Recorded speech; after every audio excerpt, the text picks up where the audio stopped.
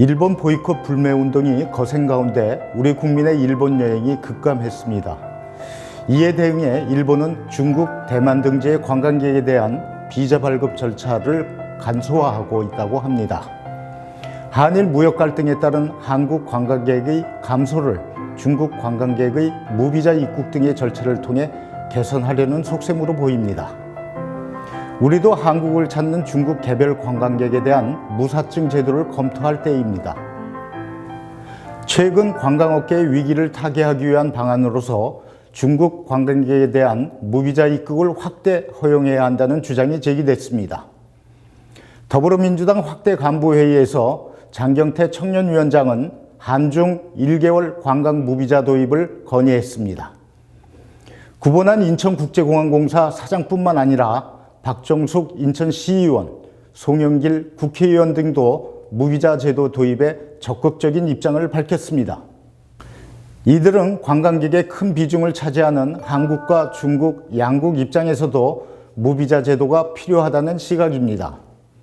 또 에어시티와 같은 공항 경제권 형성과 국내 입국률이 증가하고 있는 중국, 인도 등의 향후 관광 수요에 대응하기 위해서도 무비자 국가 대상을 확대해야 한다는 것입니다. 서울시도 중국 단체 관광객에게 부여하던 전자비자 제도를 개별 관광객에게도 확대 시행해 줄 것을 정부에 건의한 바 있습니다. 무역뿐만 아니라 관광은 미래 국가 경제의 유망 분야입니다. 당장은 중국이 거론되지만 관광 산업을 뒷받침할 관광비자의 무비자 제도 시행은 과감히 확대해 볼 만한 정책입니다. 10년 전 미국의 4증 유예 프로그램이 시행된 직후 한국 관광객의 국적기 탑승객 수가 20% 이상 증가했었습니다. 한일 간 무사증 제도 시행은 일본 방문의 증가 요인이기도 했습니다. 무사증 제도가 불러오는 불법 체류 문제 등 부작용에 대한 면밀한 검토도 병행돼야 하겠습니다.